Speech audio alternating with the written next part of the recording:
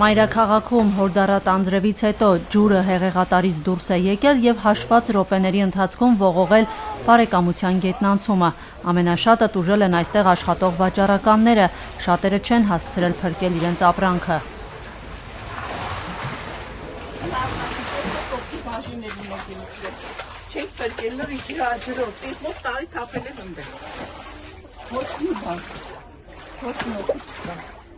Չգիտեմ, սա վերջին չարնելու։ Սա ոնց ենք ես նորից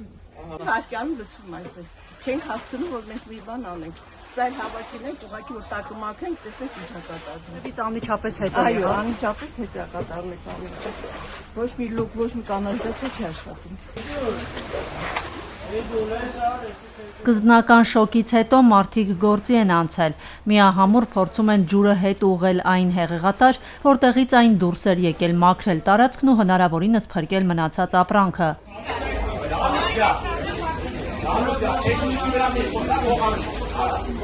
Աննա Ավետիսյանը 6 տարի է աշխատում այստեղ։ Ասում է, նման տեսարանն առաջին անգամ չէ տեսնում։ 6 տարվա ընթացքում գետնանցումը հեղեղվել է արդեն 4-րդ անգամ եւ ամեն անգամ հետևանքները վաճառականները ստիպված են եղել հաղթահարել սեփական ուժերով։ Ով է քաղելու չգիտես, քանի անգամ արդեն 4-րդ անգամն այս վնասը մենք կրում ենք։ Ու ոչ մի բան։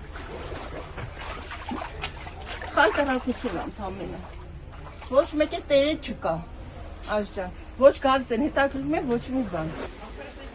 Ահազանգից հետո դեպքի վայր են ժամանել փրկարարները։ Ջրահեռացման պոմպերի միջոցով փորձում են հեռացնել կուտակված ջուրը եւ վերականգնել անցանելիությունը։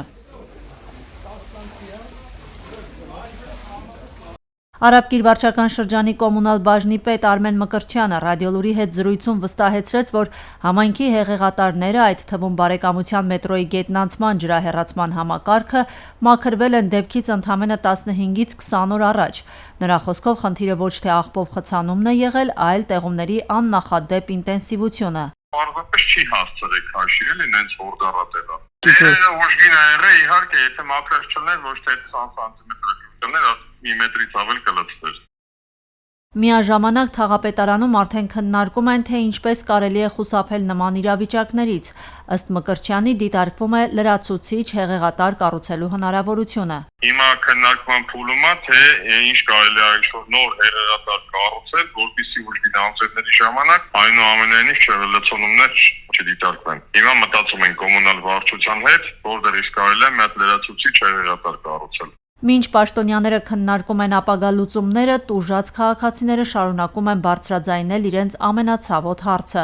ով է փոխհատուցելու կրած վնասները։ Քաղաքապետարանից մեզ փոխանցեցին, որ ջրատարների եւ հեղեղատարների սպասարկման պատասխանատվությունը պայմանագրով վերապահված է Veolia ջուր ընկերությանը։ Քաղաքապետարանի գործառույթն ըստ նրանց սահմանափակվում է ջրահեռացման նոր ենթակառուցվածքների կառուցմամբ։ Veolia ջուր ընկերությունից մինչդեռ պնդեցին, որ բարեկամության մետրոյի գետնանցման հեղեղատարներն իրենց սպասարկման տիրույթում չեն։ Ավելի վաղ ավականու նիստում քաղաքապետ Տիգրան Ավինյանը հայտարարել էր, որ մայրաքաղաքի կոյուղու եւ անձրևաջրերի համակարգի հիմնախնդիրը նախատեսվում է ամբողջությամբ լուծել առաջիկա 5-6 տարում, իսկ աշխատանքների արագացման դեպքում նույնիսկ ավելի շուտ։ Մենք գույքագրել ենք բոլոր խնդրահարույց հատվածները կոյուղատար համակարգի,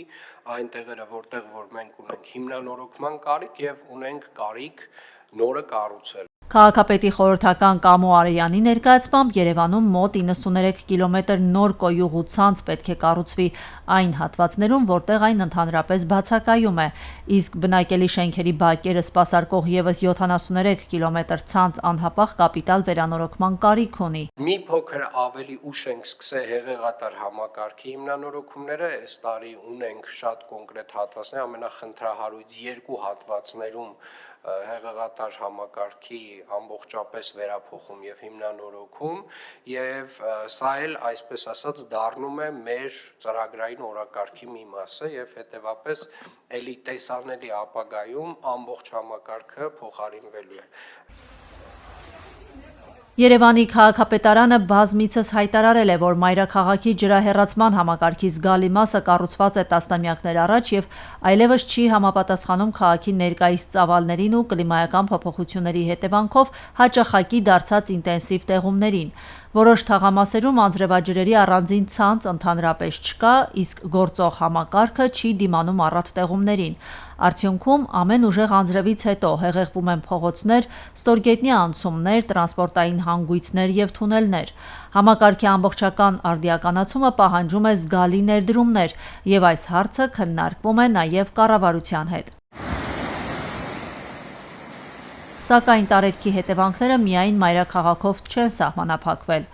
Արարատի մարզում նույնպես տեղացած ուժեղ անձրևների հետևանքով Նարեկ գյուղի հատվածում սելավային հոսք է ձևավորվել։ Համացանցում տարածված տեսանյութերում երևում է, թե ինչպես են ջրի և ցեխի հոսանքները մեծ արագությամբ անցնում բնակավայրի հարակից տարածքով։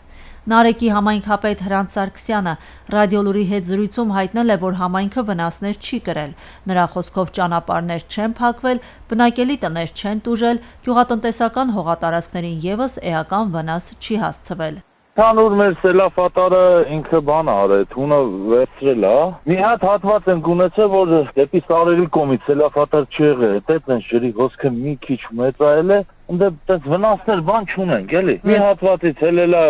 ճանապարհից անցել է սելավի մեջ։ Սելավատարով դեպի Դաշտամիջան, որ մեր բնակիչները գնում են իրենց հողերը, այդպես հատված կա, որ ինքը սելավատարերից հետո մենք տեխնիկա մտցնում դզում ենք, էլի, իրենց շարժը որ նորմալ է, մի քանի մետր ճանապարհ է։ Իսկ ամենակարևոր հարցը դեռ անպատասխան է։ Ով է պատասխանատուն և ով պետք է փոխհատուցի հերթական անգամ ջրի տակ մնացած ապրանքի դիմաց կրած և առհասարակ հեղեղումների հասցրած վնասները։ Աիդա Ավետիսյան, Ռադիոլուր։